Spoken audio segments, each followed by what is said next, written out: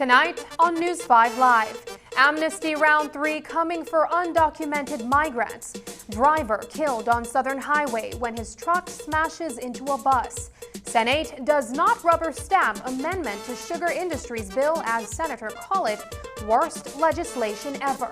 And News 5 remembers 30 years of newscasts with a special series. Tonight's guest, Ernesto Vasquez. Details of these story and more coming up in tonight's newscast. We have been a partner with Smart for over 10 plus years. We have a full Smart plan we use as our major driver for our business.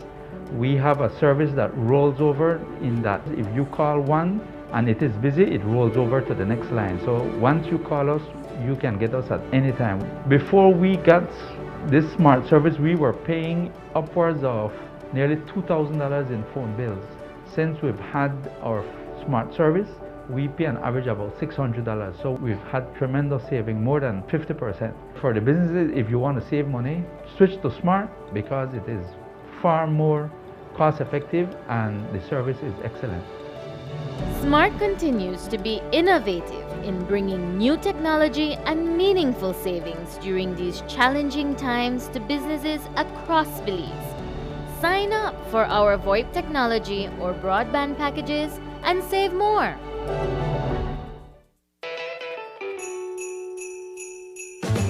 Take away the stress of holiday expenses with a Christmas loan from St. John's Credit Union Limited.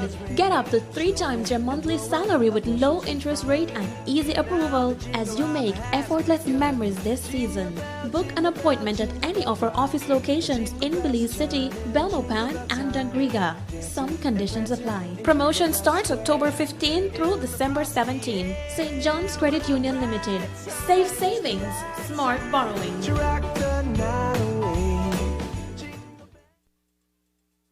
It's almost lunchtime and Alice is getting hungry and forgot to bring cash. She remembers that eCash now has a geolocation feature in which she can easily view the eCash merchants near her, especially restaurants. Her co-workers also ask her to order food for them. Chicken chow mein, please, and a Coke. The merchant sends her the payment link. She taps confirm, and within a few minutes, her food is delivered. Alice then views her transaction history and taps on the transaction recently made. Then taps the split the bill button where she selects the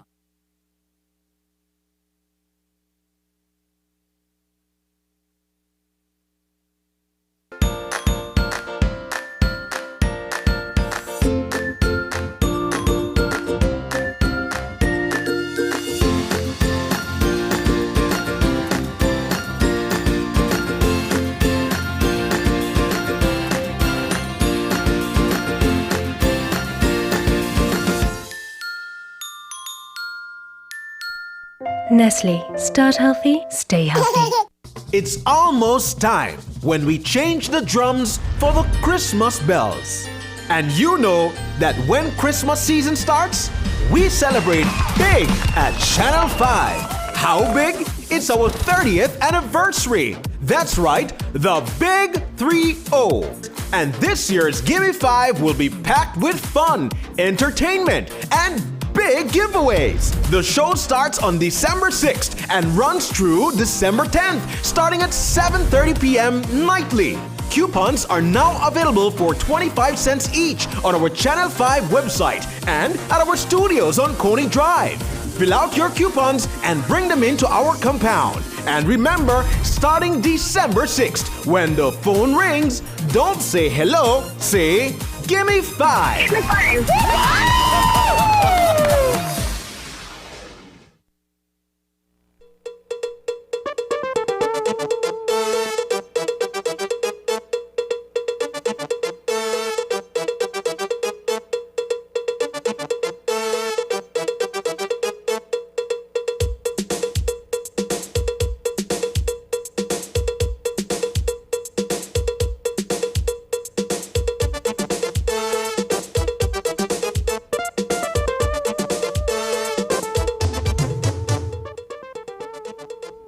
Good evening and welcome to News 5 Live for Monday, December 6th. I am Sabrina Daly.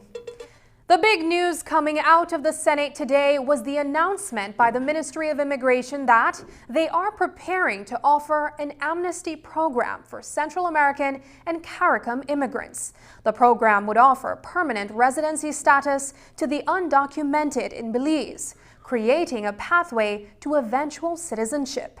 In 2010, that is, it was estimated that over 20,000 undocumented persons were living in Belize. A decade later, that figure has more than doubled. This is not a first for Belize. There were two in the past. The first in 1984, when 8,000 undocumented migrants were registered. Then in 1999, another integration exercise resulted in granting 11,000 undocumented persons permanent residence. This latest amnesty is scheduled to begin in April. Minister of Immigration and Senator for Government of Business, Eamon Courtney, gave details today. The underlying purpose of this amnesty is to regularize thousands of persons residing in Belize illegally and to bring them into the official mainstream of Belizean society. These are persons who have made Belize their home. We believe that we should take steps to make them legal. Once legal, we will be able to have a more accurate count of our population. We'll have more accurate statistics for social, economic, and migration planning and policies. Let me be clear. Persons who successfully apply for the amnesty will be given permanent residence, not citizenship. To qualify for citizenship, they must have permanent residence status for 5 years and satisfy other legal criteria before they become Belizeans. Madam President, the Ministry will this week begin its briefing and consultations with ministries and stakeholders who will be involved in the amnesty. Beginning in January, a massive information and education campaign will be rolled out to inform potential applicants of the amnesty and to familiarize the wider Belizean population with the details. Last week, a trip to Bolivia and Peru by immigration officers made headlines after the president of the Public Service Union reportedly asserted that travel was somehow made with nefarious intent. Hours later, the Ministry of Foreign Affairs fired off a 2-page release denying the assertion and asking for an apology. The ministry's release said, quote, "The ministry hereby explicitly states that the immigration services provided to Belizeans and foreigners are not related to the narcotics trade," unquote. At the start of today's Senate meeting, Minister of Foreign Affairs Eamon Courtney further chastised the president of the PSU.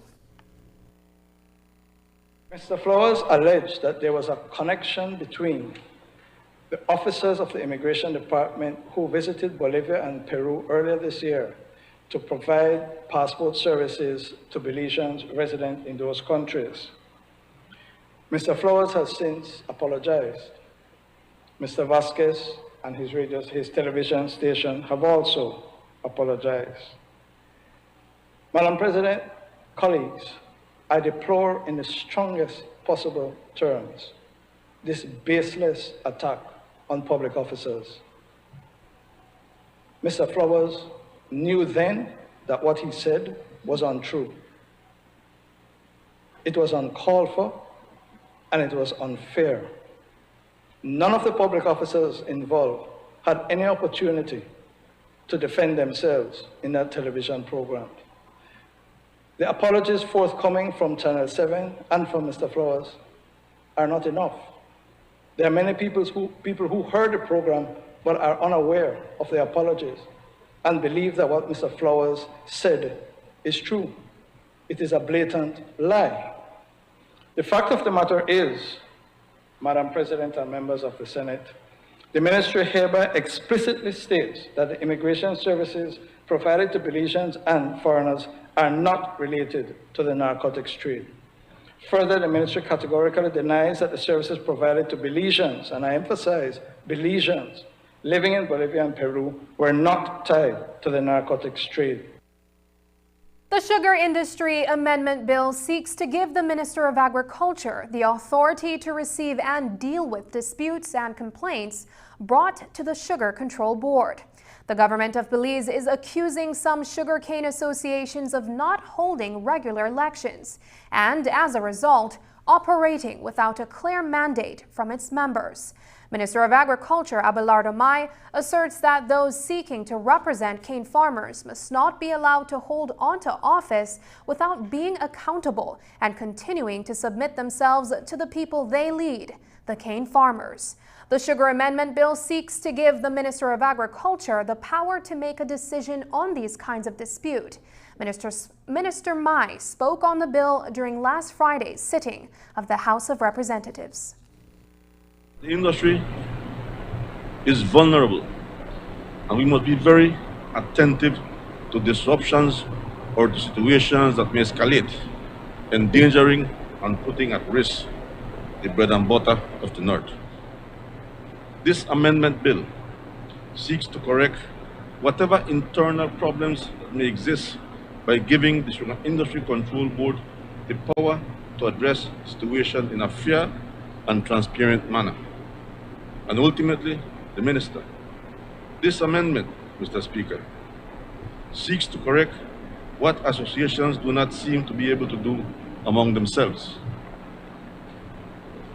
It is to de-escalate a situation that can rupture and cause major chaos in the industry.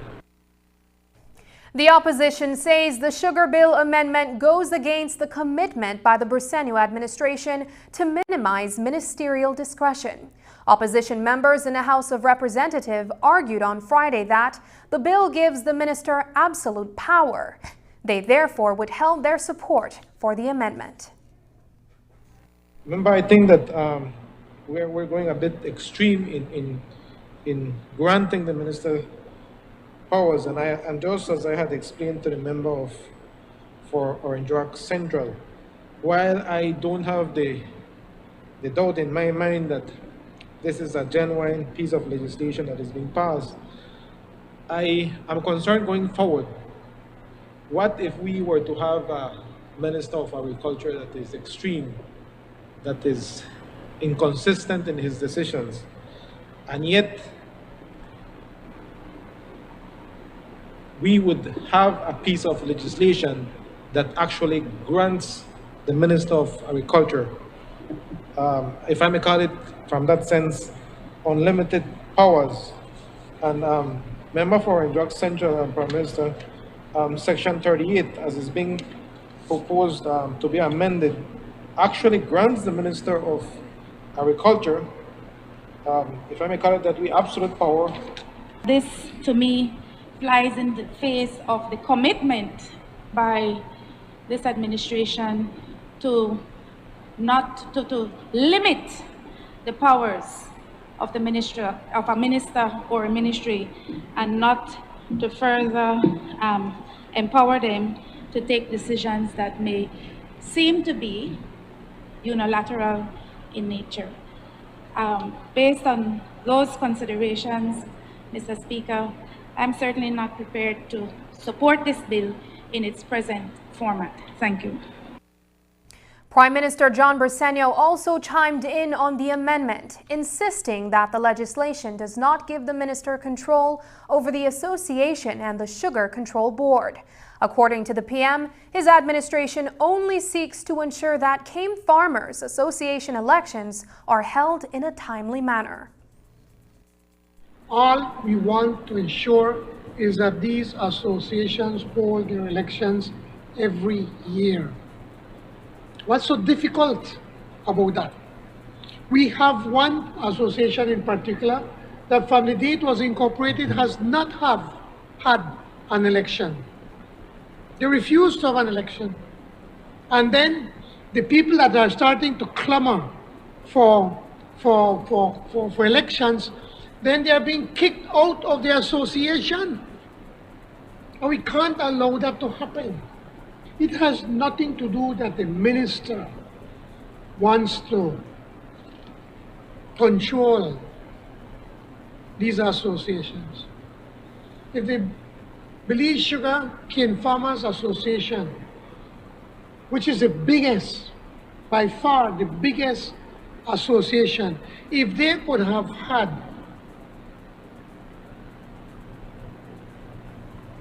their elections safely Why is it that the other smaller associations can't have their election? Why not? In the Senate today, the Sugar Industry Amendment Bill was most unpopular. One senator referred to the bill as the worst piece of legislation he has seen since being appointed to the Senate. The majority of the non-government senators objected to the bill, some even calling for division in the vote. In the end, leader of the government business, Eamon Courtney, requested that the bill remain in the Senate for further deliberation. This law increases the strength of the board, and we're saying fundamentally to protect the industry and to make sure we have a viable sugar industry. It's difficult to argue with that. Even though it may be a little bit high-handed, it's kind of difficult. But man,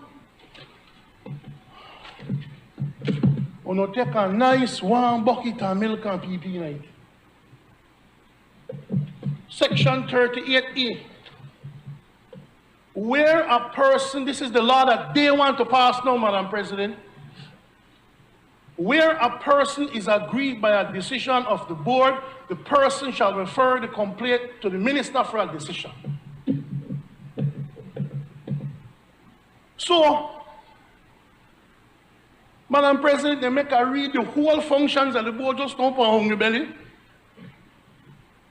only for them to propose a piece of legislation that says all that I've described that the board can do, all of these things that the board is empowered to do, a board that is an autonomous body, all of that they do can be reversed by a decision of the minister? Madam President, I've been here. I think this is probably by far the worst piece of legislation I've seen come to us in the Senate. I have many problems with the bill, Madam President. One is, like I mentioned, it doesn't address the core issue. This is really a government overreach. Government is getting into the private affairs of associations. In my view, the government is meddling in the affairs of these private associations.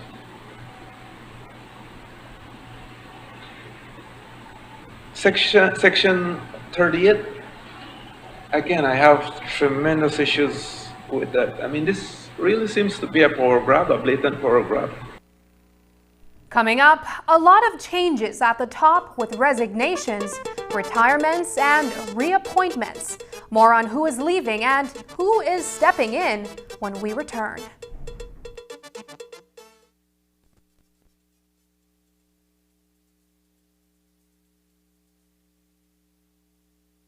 From Belize City to Benqueviejo, originally built in the 1930s, this cross-country highway system is the artery that links Belize to Central America at the western border with Guatemala. That connection facilitates overland trade, supporting Belize's economic development. Winding its way across the scenic countryside, the George Price Highway from Roaring Creek to Esperanza has been fully reconstructed to meet international standards, with particular emphasis on road safety. A shorter and hassle-free commute is best enjoyed when everyone obeys the traffic laws. To reduce the number and frequency of road traffic accidents, it means that a seatbelt must be worn at all times and the speed limit observed when traveling along the highway. It also means that pedestrians must use sidewalks and crosswalks where available. Buses should only board and discharge passengers at a designated bus stop. Road safety is everyone's responsibility. It begins with you.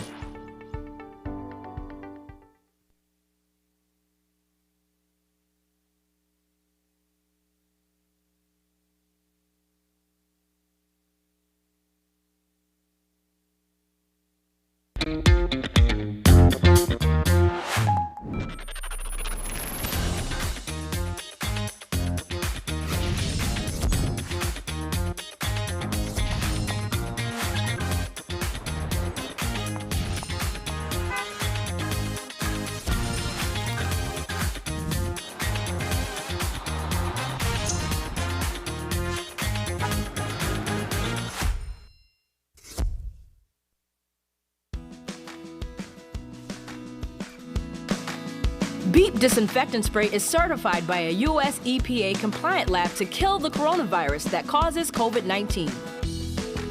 Beep for a happy, healthy home.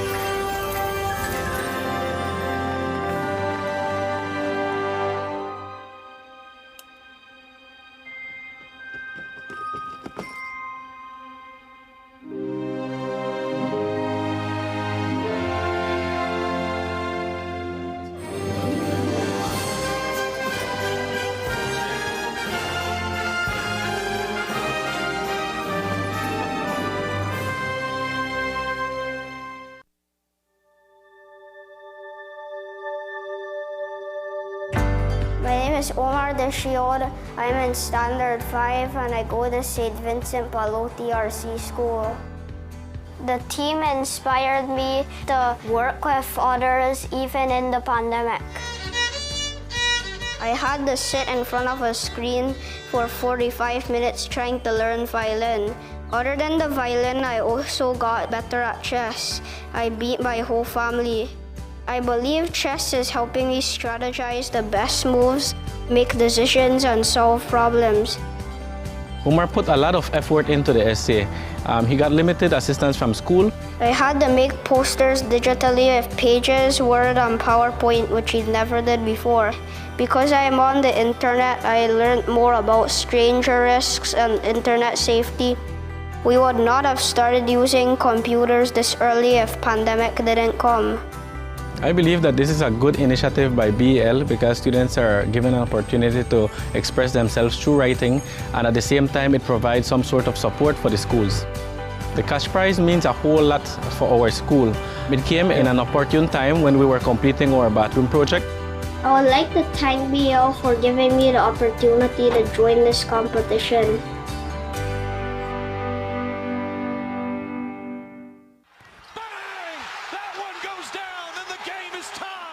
Game hot right now, dog. Tell him, you got this though. Boy, watch the time. Close to curfew. I seriously tired of live like this, dog.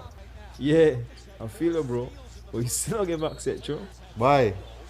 I just no trust. I guess I'll get wrong to that. You need to get on that. We know how this thing spread and we can stop it. When some people say the play last. No offense. But I just see a lot of weird stuff online.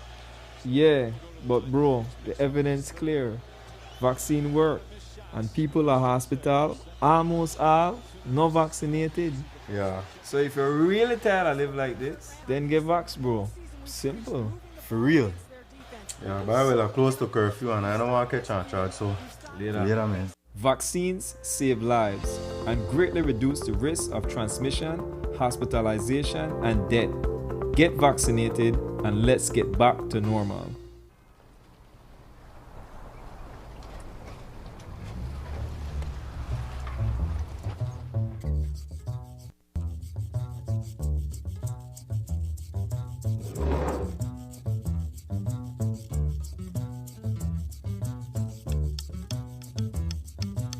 Hi, my name is Chef Jenny. I am the head chef at Elvis Kitchen for the past 35 years, a family-owned business.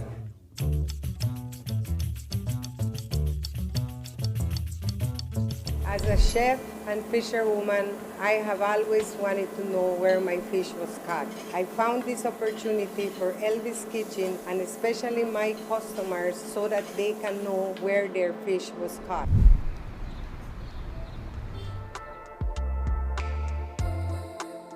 Hi, welcome to Elvis. Our dinner special will be your whole fish, deep fried, served with rice and beans and green salad, right? But if you'd like to learn a little bit of the catch tonight, you can easily just scan the code on the table. Awesome, thank you.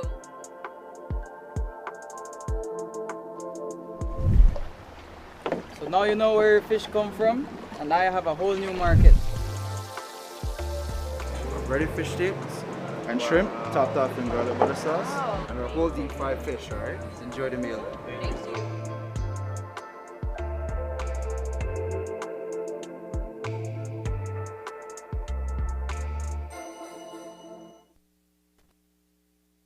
The Contractor General's report for the period February 2020 through March 2021 has been published and made available to the Speaker of the House of Representatives, as well as the President of the Senate.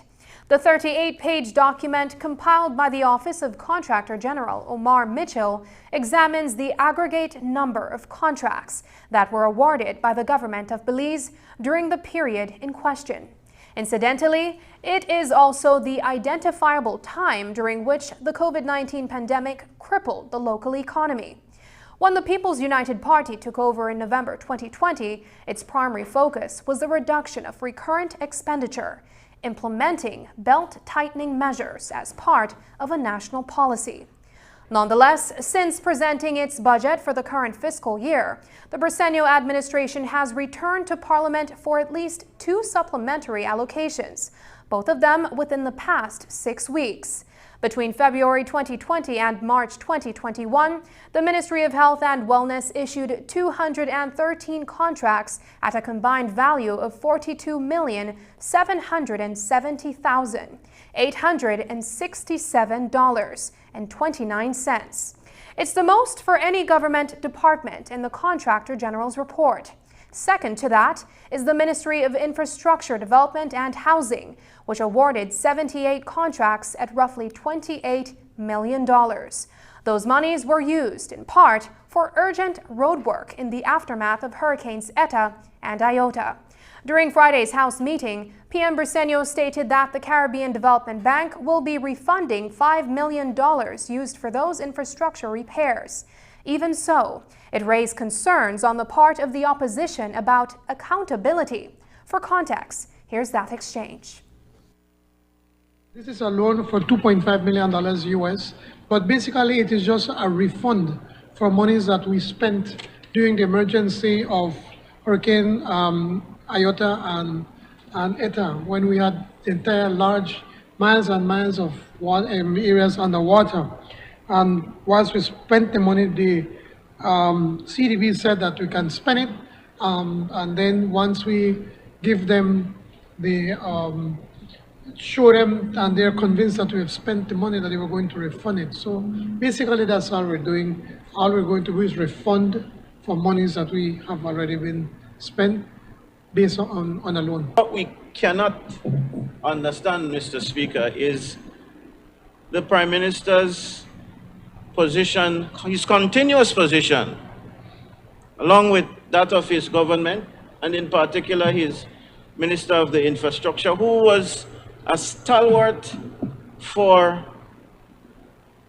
calling out the UDP when they were in government for transparency and accountability. So if you've spent all of this money to fix the infrastructure that was damaged by these 2 hurricanes, let us be accountable to the people. Mr. Speaker, we gave the Contractor General a complete report of the $12.5 million that was spent for the emergency spending. Your agent, Mr. Jules Vasquez, yes, leader of the opposition, because it seems that you speak to him and he's your main advisor. I am saying this because you mentioned it. Your main advisor did request from us the report. We were advised by the Contractor General. Mr. Vasquez was also advised by the Contractor General. He was requesting from our ministry that our report not be made public until the Contractor General could submit his report.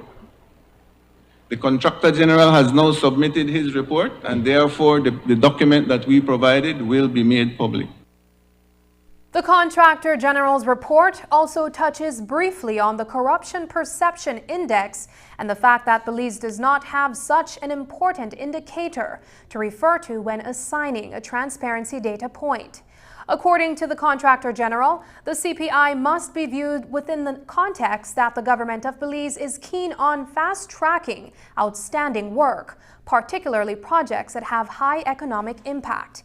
He goes on to say, quote, "Because Belize is pregnant with such major transparency issues, it's more incumbent that any attempts to circumvent good practices be avoided.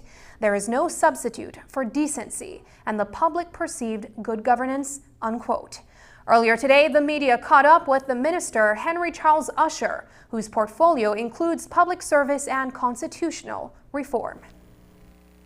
That's a damning indictment on the previous administration that not only was there no transparency index, but they almost, they prevented Transparency International from even coming into Belize and doing its work. So I think the Contractor General is on point there.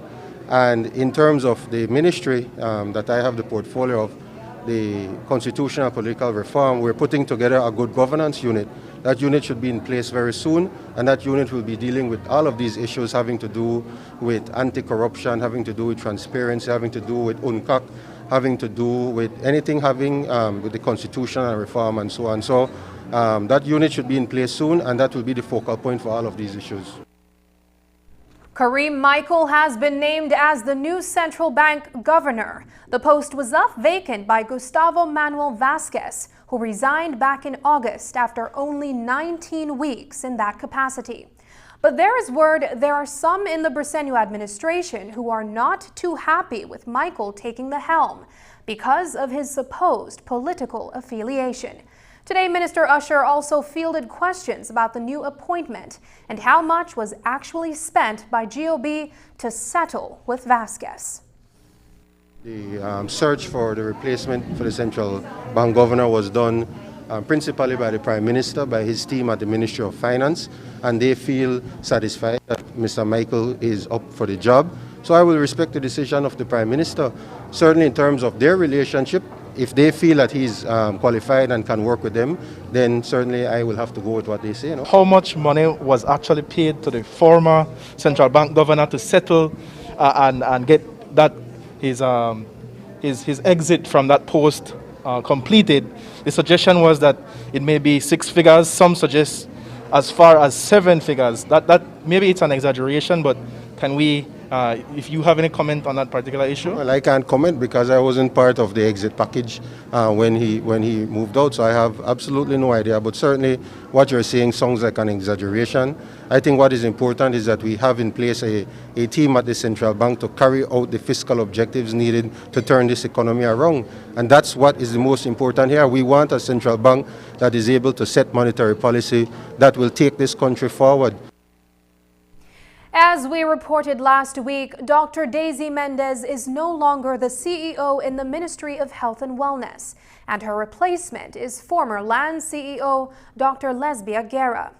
But as Public Service Minister confirmed with the media today, Dr. Mendez is going to remain within the ministry. However, not in the driving seat, but as the head of the National Health Insurance. Minister Usher says that there was no conflict between Mendez and Minister Shabat, but that the moving pieces were all part of the plan by the Briceño administration. I know that that came out about conflicts and so on, but in reality, this was a move that was being planned from before in terms that CEO Mendez is better suited to work along with NHI, so she's been moved over to the NHI program. As in Plan Belize, we stated in Plan Belize that we do intend to roll out NHI countrywide. We need somebody with the experience, with the expertise to be at the forefront of that NHI program, and CEO Mendez, Ms. Daisy Mendez, is certainly qualified as an expert in that area. Now, in terms of the new CEO, Dr. Lesbia Guerra, I'm very excited about all the work that she has done before. She has worked with Ministry of Health before on different capacities. She has her own private practice as well. Certainly she brings a wealth of experience. She signed a 1-year contract with Ministry of Lands, which, is good because she got immersed in government work. So she understood what the CEO work is all about. So I believe it will be a smooth transition over to the Ministry of Health. Today, News 5 spoke with Minister of Public Service Henry Charles Usher about key posts that are becoming vacant with the retirement of senior public officers. Among those are Brigadier General Stephen Ortega, who's retiring from leadership of the Belize Defense Force, and Auditor General Dorothy Bradley, who has hit what many feel is an outmoded public service retirement age of 55. But who replaces Bradley is still anyone's guess. I have to congratulate and thank Ms. Dorothy Bradley for the years of service that she has provided to this country as a public officer. She was the Chief Elections Officer at one time. She has served well as Auditor General, in fact one of the best Auditor Generals we've had in this country. So I'm very sad to see her go, but I'm happy for her that she has reached her retirement age and that she's moving on. As to her replacement, it's a process that has to go through. We will be advertising that post. When the persons who apply come in, we'll have an interview panel set up and we'll be looking to see who will replace her. Anybody in mind to replace her? Not at this time. We'll have to see the applications coming in first, no? Auditor General Bradley was the key person behind a number of audits, but one in particular for which she expressed frustration was an audit at the Ministry of Natural Resources, which has over the years been aptly referred to as a hotbed of corruption. It is believed that millions upon millions of dollars in compensation had been issued through a scheme where duplicate titles for properties were issued for a pittance, and then GOB would have to repay at market value.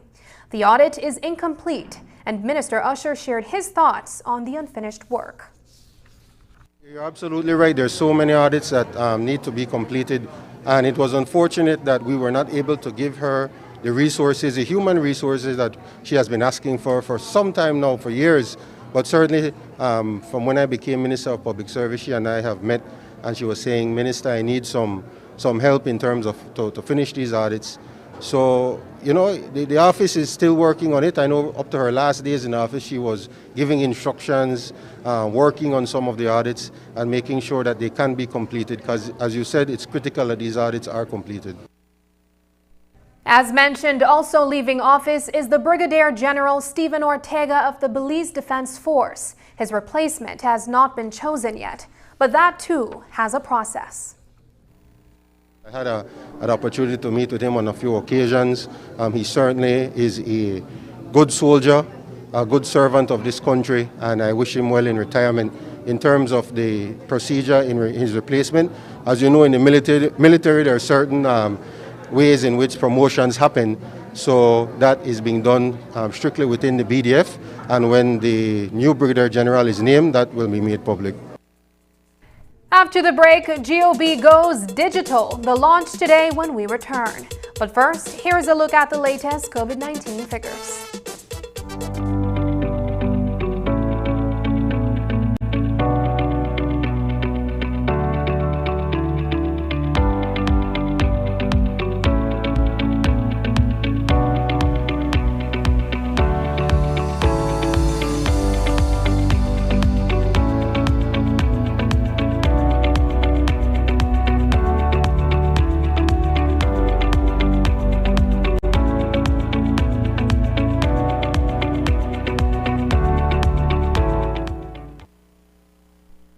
Improving lives, delivering quality. Water for you and me. In Belize, BWS, we make it happen.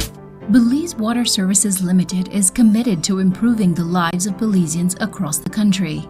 BWS is focused on improving service delivery to all our valued customers by continuously expanding our service areas to new customers. These improvements, which are spearheaded by the Board of Directors with the support of the government, will ensure delivery of this essential service to as many Belizean residents as possible. Despite the challenges of COVID-19, since April 2020, BWS has installed over 60,000 feet of water mains and connected 1,938 new customers to the water networks. In the last 7 years, BWS has extended 142 miles of water main to connect over 12,000 new customers. Other than providing safe, potable water to thousands of new consumers, these water network investments have improved pressure and service continuity to existing customers. Infrastructure upgrades have also been completed from Roaring Creek to Tea Kettle Village, along with Esperanza to Santa Elena.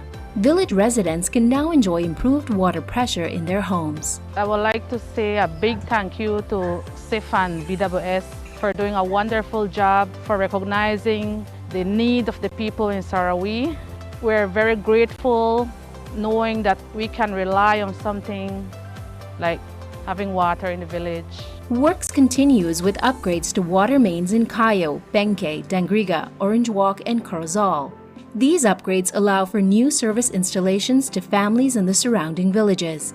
And BWS has even more expansions in the pipeline.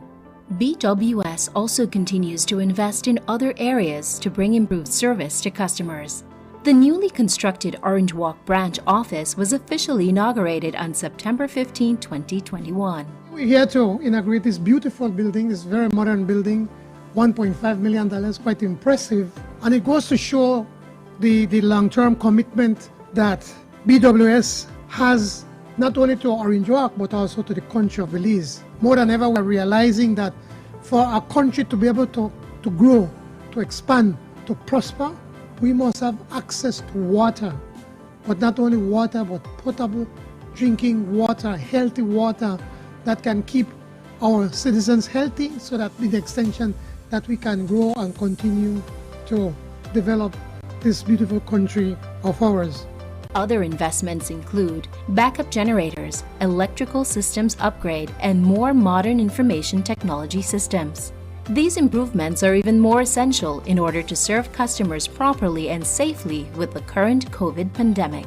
To minimize service interruptions, BWS has invested $4.5 million over the last 10 years on electrical systems and generators, which is essential to minimize service interruptions to consumers. These have helped to deliver service continuity of 99.98% to BWS customers. With all the improvements and expansion of services, BWS is committed to continue reaching even more consumers with high-quality potable water and improved customer service.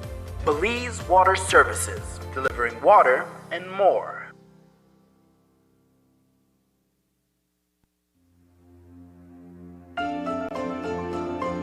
Hi, my name is Heather McIntosh. I'm the general manager and one of the shareholders here at Caribbean Shrimp Farm in Ladyville, Belize. We are an organic shrimp farm. We have 266 acres here. We produce organic shrimp for the local and foreign market. Also on my farm is an agri-tourism facility where we have a restaurant, a swimming pool. We do organic shrimp farm tours. We have a solar-powered boat that we do tours on as well. Nature trails, crocodile sanctuary, paintball park, and we are Belize's second only licensed gun range because we do have a very large property. So I'm a very diversified business. We've been working with DFC since 2019, and we entered into one of their renewable energy loans to help our diversified business manage its costs. 80% of our loan went to cover solar infrastructure, and then the balance of our loan went to replacing old refrigeration equipment. In terms of power, our PV system produces 105 kilowatt hours. That's the balance of the system. We have divided our system into 4 locations. On the farm itself, the farm proper, we have a pump house location, our restaurant location, then our processing and office location. And within those 3, we produce 70 kilowatts of power per day. We actually use about 100 to 130 kilowatts per day. So our solar, on a really good day when we're not using a lot of electricity at night, will cover more than half of our power use. Just depends on what our usages are in the season.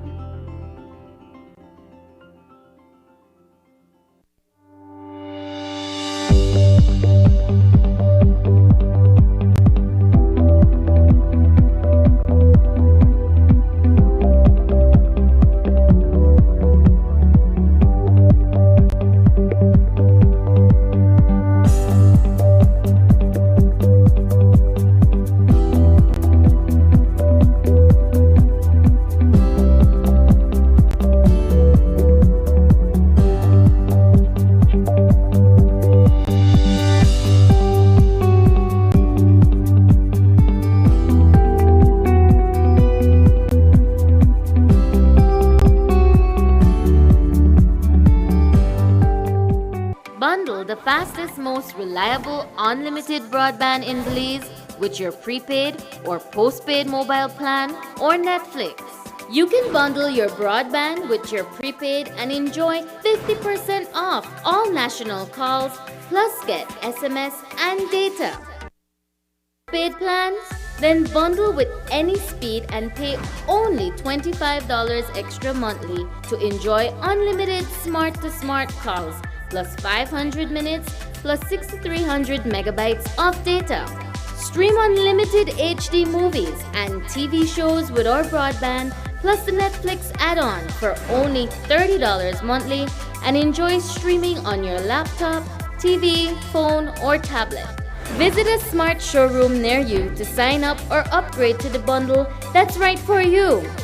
Smart, bringing people together. Today at the Biltmore Plaza in Belize City, the government of Belize launched its National Digital Agenda as the country moves towards a digital Belize. It's about building trust in government services that are now transitioning to an online platform. News 5's Dwayne Moody was in attendance and files this report. IT is used every day, everywhere, and by every person. It is our new way of life for economic purposes, for education, health, and the like. The global COVID-19 pandemic has brought into sharp focus the need for this transition. The COVID-19 pandemic has taught us that harnessing the power of technology is not a thing of the future, but of the present. How many young people have you seen opening up businesses online? That's what digitization is doing, opening up new opportunities for us, especially our young people who in many instances feel that there are not opportunities for them unless if they have access to a lot of cash or credit. How do we maximize our current strengths to capture the hope of a digital nation? The answer lies in our collective action and forward thinking to embed technology at all levels of society to overcome our challenges. Our transformation requires every Belizean, business and government entity to embrace digital as our core. The National Digital Agenda positions digital transformation and ICT as a core pillar in our new chapter. It represents our unwavering commitment to achieving a Belize that works for everyone. The team at the e-governance unit under the leadership of Minister Kevin Bernard took a giant leap forward in technology for the country as a national digital platform was launched. The digital era will allow nationwide access to government services using electronic devices. Government will embrace digitalization as the engine which will empower the provision of all its services and the access to all services offered by government. Digital government on a global scale is designed to strengthen public governance and to make governments more accountable, efficient, and effective. Where we are today did not happen overnight, and it could not, because the transition to a digital government is a monumental undertaking.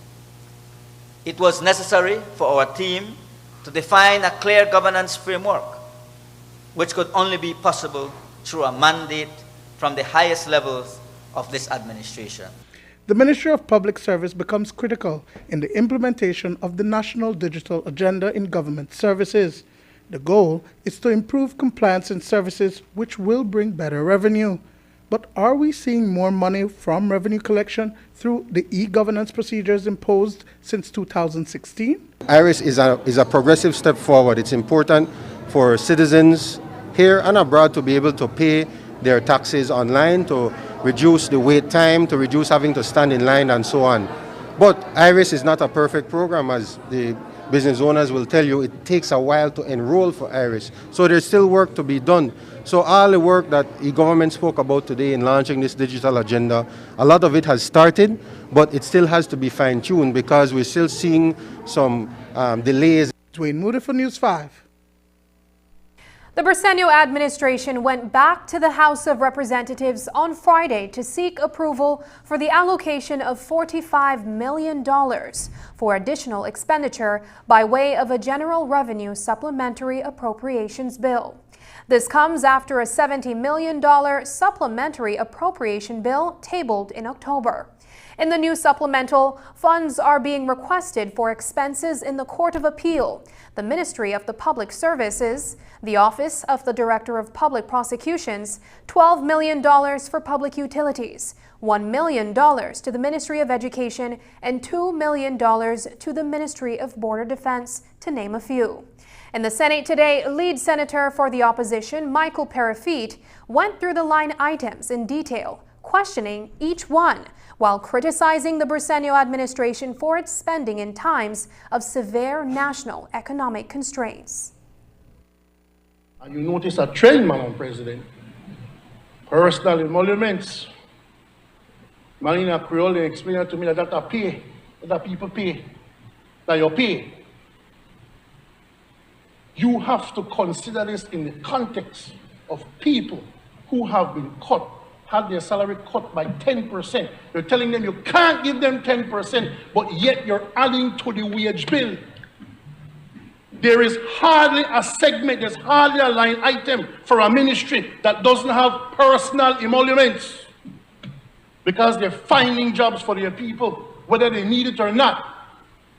And you're telling current public officers, we can't pay you, let's suffer together while you hire more people.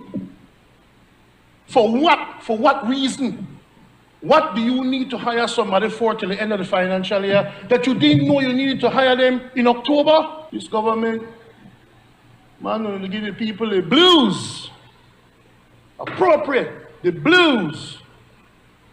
But when it used to be B-L-U-E, now on the B-L-U, when I drop the E. Like you know what the E used to stand for that when I drop? Empathy. I have no empathy. You're telling people that they can't get their 10%. But yet, the Ministry of Blue Economy and Civil Aviation, all they're asking for, Madam President, personal emoluments. $70,000 till March 2022. Who are they hiring for $70,000? And why do they need people? When you're the cut, people pay. Also rising to oppose the latest supplementary appropriation bill was Senator for the National Trade Union Congress of Belize, Elena Smith. Smith, a public figure who has been at the forefront of the joint union's resistance to government pay cuts, took issue with new personal emoluments when so many had to sacrifice 10% of their salaries. When we look through this supplementary, for example, and we look at these personal emoluments, as my colleague said, my goodness, this is a slap in the face to us. Those of us who had to sacrifice, we had no choice. Despite we did not agree, we had no choice. And yes, we have been thanked for that sacrifice that we made, because our sacrifice has enabled the government to get rid of the super bond. Nonetheless, Madam President, almost, I won't say almost all, but many of these additional funds here, we see personal emoluments. It really and truly begs a lot of questions. We can only hope, Madam President, that this is not going to be how we are going to be operating going forward. Because if it is that we have to come here October and then we come again in December, and it's like every 6 weeks we are coming, we are really and truly not doing what we ought to be doing. At last Friday's House sitting in Belmopan, Prime Minister John Briceño rose to seek authorization for additional supplementary appropriations for 2021-2022 fiscal year in several different areas that need prioritization. From recurrent and domestically sourced capital to expenditures, we ramped up our social safety net efforts through almost $6 million in supplementary appropriations as follows. One, an additional $1 million to double up direct food assistance from the Ministry of Human Development. Two, $300,000 towards a small grants program conducted by the Ministry of Tourism to support small tourism businesses. Three, an additional $3.15 million to be allocated for constituency development support, which will allow each area representative, whether blue or red, to be able to directly impact their constituencies most in need, whether for additional food assistance or materials and supplies for their homes, or even, in some cases, toys for their children. Four, and as much as we have tough negotiations with our public officers, we always recognize their contribution and their need as well. And in this regard, an additional appropriation in the sum of $1.5 million is being requested for public officers and teachers. On the health end, while the COVID figures are trending downwards, with a positivity rate now considered below 10%, and with new confirmed cases and active cases steadily falling, and the daily deaths being kept to a minimum, we cannot let up. There is new uncertainty with the Omicron variant. In this regard, we continue to require substantial funds to be appropriated for health expenditures. Just ahead, more money needed for the prison. But first, here's a weather update with data from the Belize Met Service.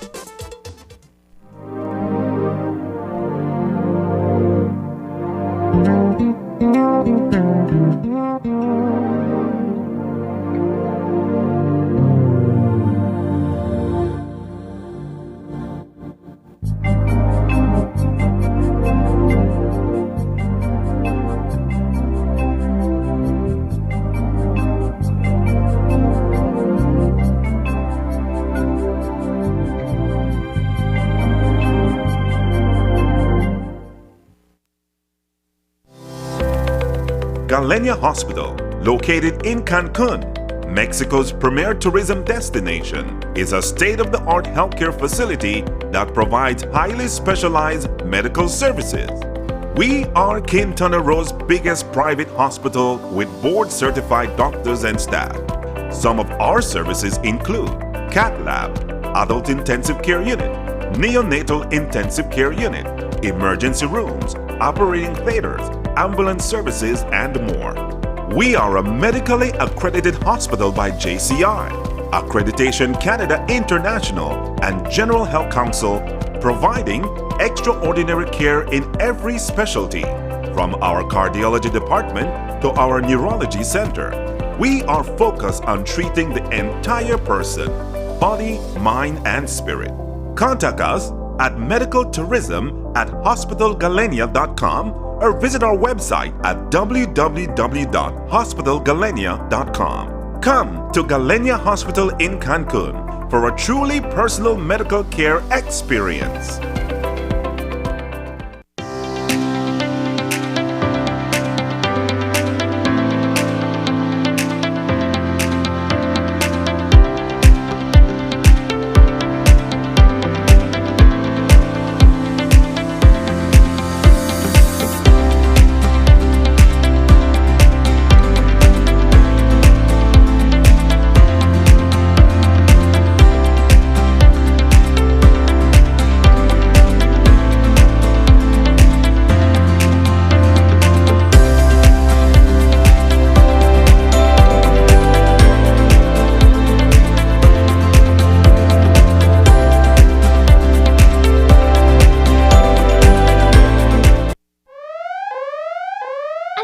Alert!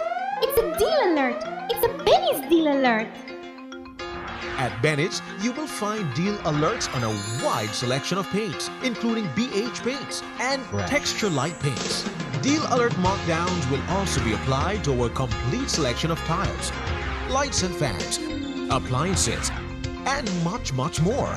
And remember, Deal Alert purchases will get double tickets to take part in the grand draw on December 23rd to win $10,000. For more details, visit Bennett's.bz. Bennett's, quality and savings. Iris Belize is here. No need to visit the Belize Tax Service and stand in long lines. Easily register your business today by visiting www.irisbelize.bts.gov.bz. When registered, Iris Belize allows you to prepare and pay for your tax services all from your fingertips, using your preferred bank, from your office or home. You will be supported with clear communication and prompt response time with a secure system you can trust. Iris Belize, effortless, easy and efficient electronic tax services for everyone. You inch your way to the edge of the board. Once you leap, there's no turning back. Your heart begins to race. You need to make a decision. Are you in or out? Join us for our brand new series where we dive deep into what it looks like to make God our Lord of all or not at all. God doesn't want just the dip of our toes or a wade in the shallows. He wants all of us. We're in or out. It's a fact that your credit lasts longer when using Smart. During these times, we're all trying to find ways to cut costs and save the little resources we have. With Smart, it's easy to do that. It's a fact that with Smart, your credit lasts longer. You can call Smart to Smart and Smart to Digi using your promo credit, while with the other guy, you can only call OnNet, Digi, or BTL numbers. What does this mean? You get to call any national number using your promo credit. Your promo credit is free, so that call is also free. Know your facts. Don't be tricked by the other guy. Be smart and save your dollars. There has been a visible increase in the number of fatal road traffic accidents being reported in recent weeks, as motorists continue to lose their lives in deadly collisions along the country's highways. Over the weekend, Michael Lindo died when his Toyota Hilux rear-ended a commuter bus on the Southern Highway. The pickup truck he was driving was extensively damaged, and he was trapped inside. Communications Director Fitzroy Yearwood provides additional details. Receive information of a RT at mile 1 on the Southern Highway. When police arrived at the scene sometime around 3:10 p.m., the driver of a Toyota Hilux was trapped behind the steering wheel.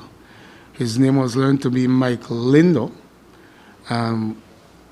Police investigation revealed that a Bluebird bus was traveling in front of him, and upon the bus approaching the area where we have those, they call it graded area, but I call it still the speed bump because it's designed to slow down traffic. The Hilux slammed into the back of the bus, and it was extensively damaged. Because the driver was trapped, it took a while to get him out. By that time, he was motionless.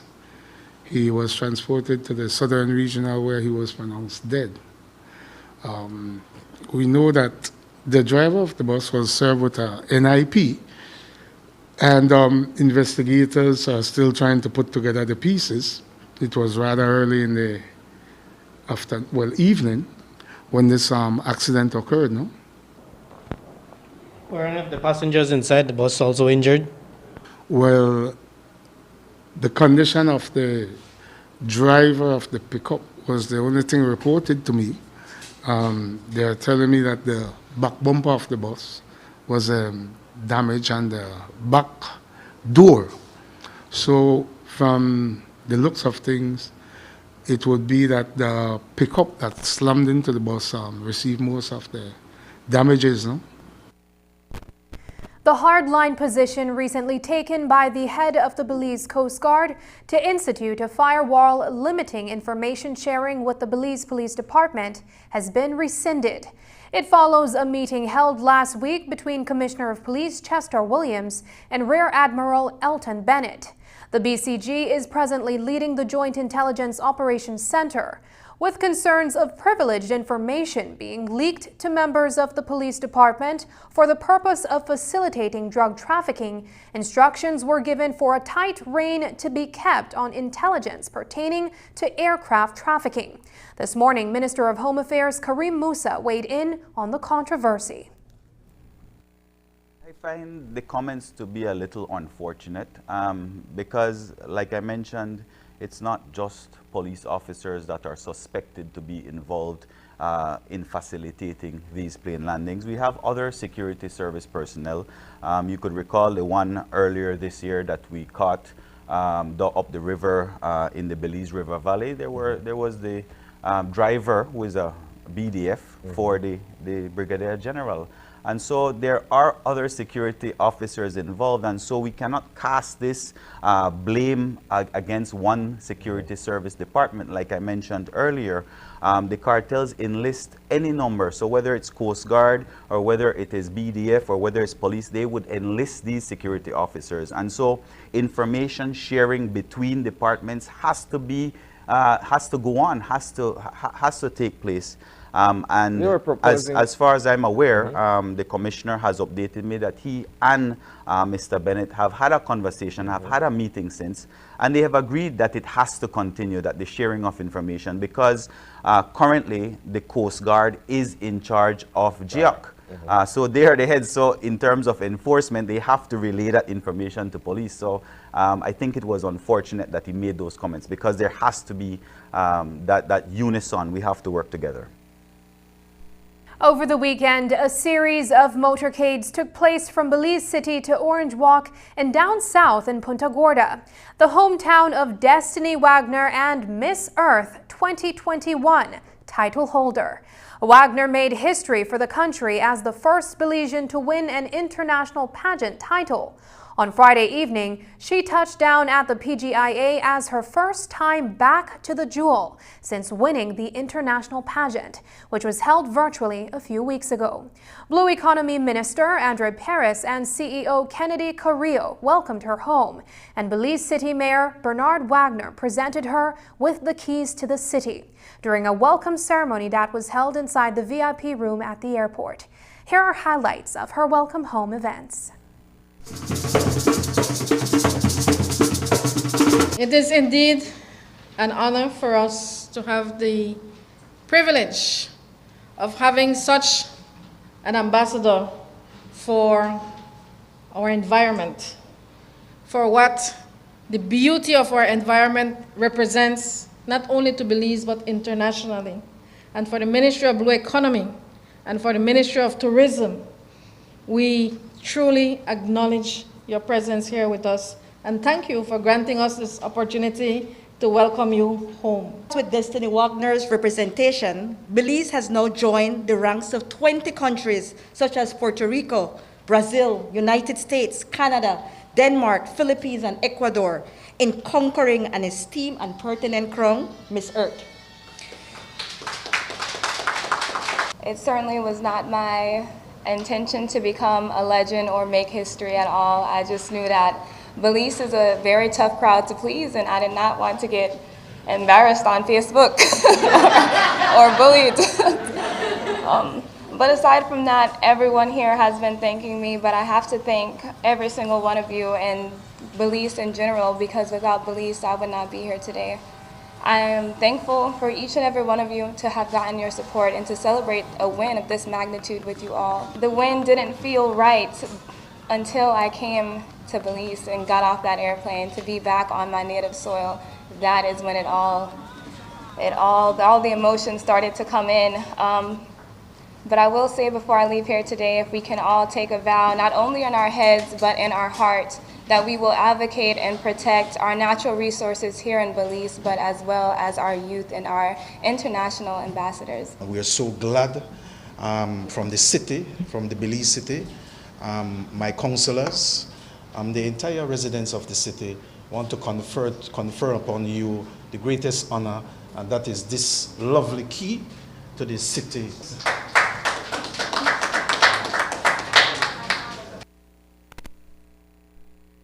Up next, Channel 5 remembers 30 years of newscasts, a special series all this week, with the first edition when we come back after the break. My parents always said, when it's time to build, invest in quality products that last a lifetime, even if it means paying a little more. It is now my turn to invest in my own home, and it's not even a question. It has to be Oran Windows. My contractor recommends Oran because of the heavy-duty construction, the thickest gauge blades on the market, and the dual locks that allow lower louvers to close independently for privacy while the top remains open for airflow. These features make Oran aluminum louver windows the best on the market.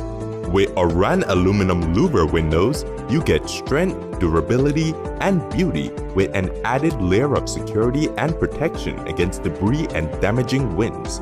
Come in and check out the variety of sizes and colors at Design Depot, located at Mile 3 Philip Goldson Highway in Belize City.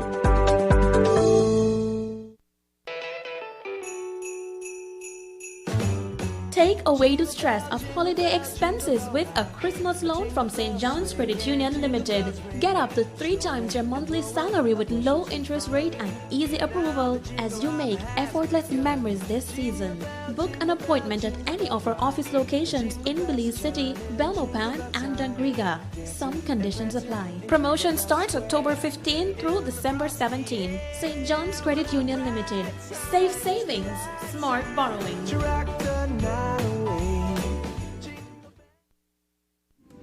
When something is good and you can save, that makes it even better. Like this guy, he buys Flex bundles using his promo credit. No worries when his primary credit is finished. He gets talk, text, and data for free. Or her, she calls her family internationally with her promo credit.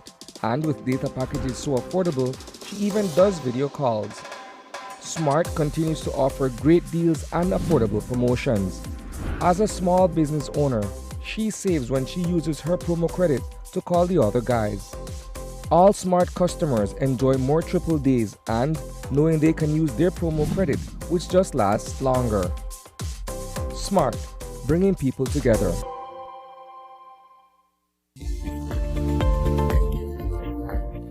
Like other vaccines, the COVID-19 vaccines being developed have been through the same trial phases and rigorous process required for all vaccines. Global efforts on the development of the vaccines are built on existing research from previous coronaviruses like MERS and SARS-1. As COVID-19 vaccines are approved for their broad use in the population, be reassured that they will continue to be monitored to identify any adverse events. Your safety is our top priority. Vaccines bring us closer.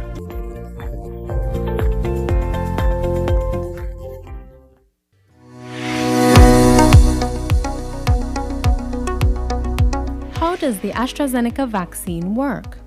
The vaccine provides support to help your body develop immunity to the virus that causes COVID-19. The body is left with a supply of memory cells that will remember how to fight the virus. It takes a few weeks for the body to produce the antibodies after vaccination. How long does it take to build immunity after taking the first dose of the vaccine? There is protection 14 days after a person's first dose. However, that initial protection may decline over time, which is the reason why it is so important to get the second shot. How long after the first dose should one take the second dose? The second dose should be given between week 8 and week 12. Are there any deaths associated with the AstraZeneca vaccine? There have been no deaths associated with the AstraZeneca vaccine. Vaccines save lives. They remain the safest, most effective, and cost-effective medical tool developed. Increased uptake of the vaccine is the best way to stop this pandemic, save lives, and return to normalcy.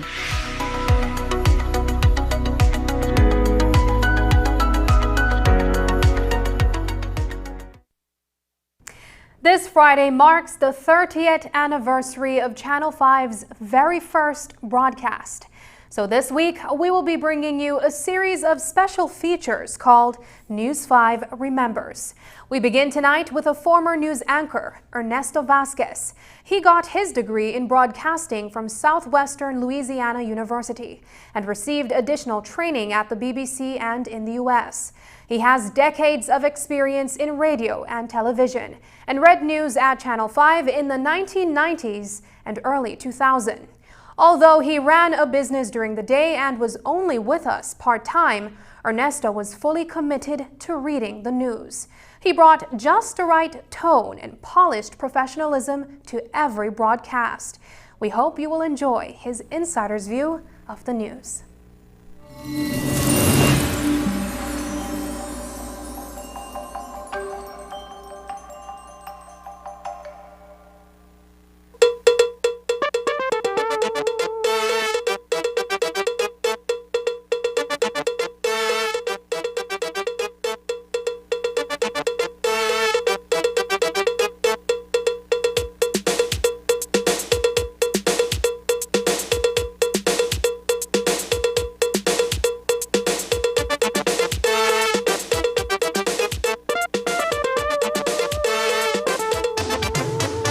Tonight, a News 5 Live, remains of murdered man found days later in Belize City. San Pedro police investigate death of a young woman. And tour guides say causeways key to port project that could give them a lot of business. Details of those stories and more coming up in tonight's newscast. Well, that's just me, Ernesto Vasquez, reminiscing of how I used to read the news here many, many years ago on Channel 5. Good evening. Welcome to News 5. I am Ernesto Vasquez. It's a greeting that has become familiar to thousands of Belizeans.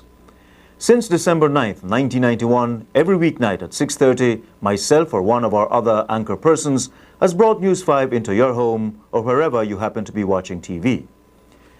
Tonight we take the opportunity to look back over the 12 months of 1993. From the 250 newscasts broadcast during that period, we have chosen 21 of what we consider to be our best stories.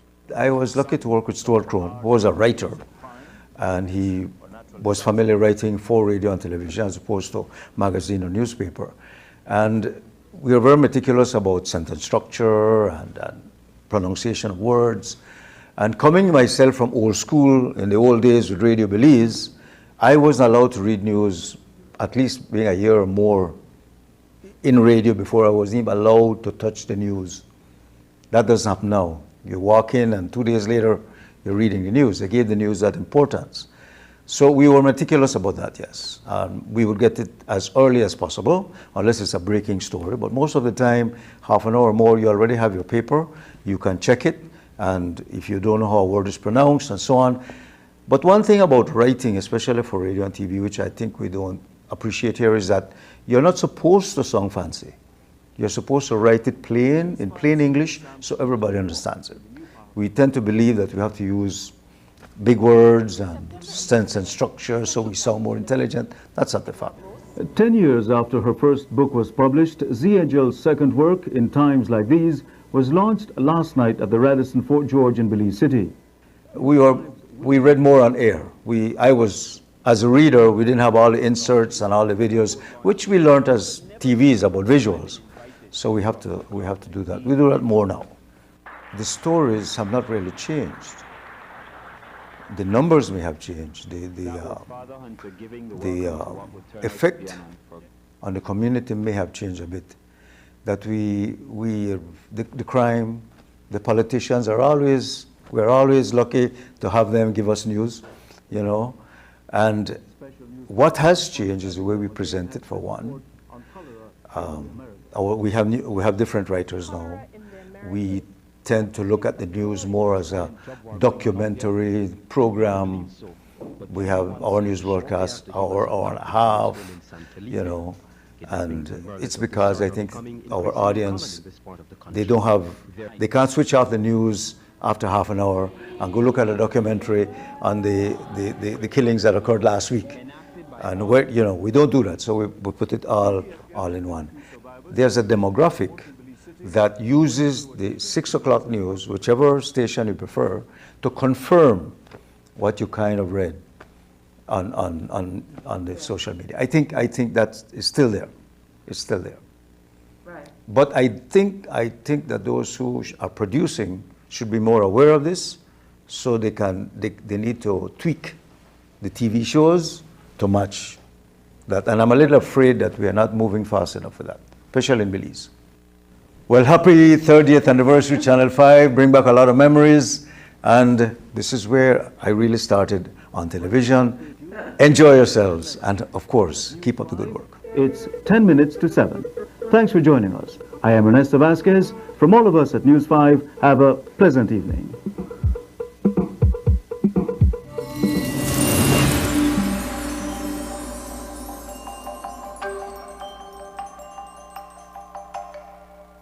And as our viewers are aware, tonight is also the start of Gimme 5 nights. If you were not among the many people who stopped by our studio on Coney Drive already, make sure you come by to purchase your tickets to win giveaways. There are some exceptionally good prizes this year as we mark the 30th anniversary, so make sure your name is in the box before the end of the week. And that's the news. Tonight's broadcast is available in both text and streaming video at channel5belize.com. You can also connect with us on our Facebook page at facebook.com/News5Live. I'm Sabrina Daly. Thanks for joining us. And from all of us here at News 5, please remember to wash your hands, keep your social distance, and stay safe. Good night.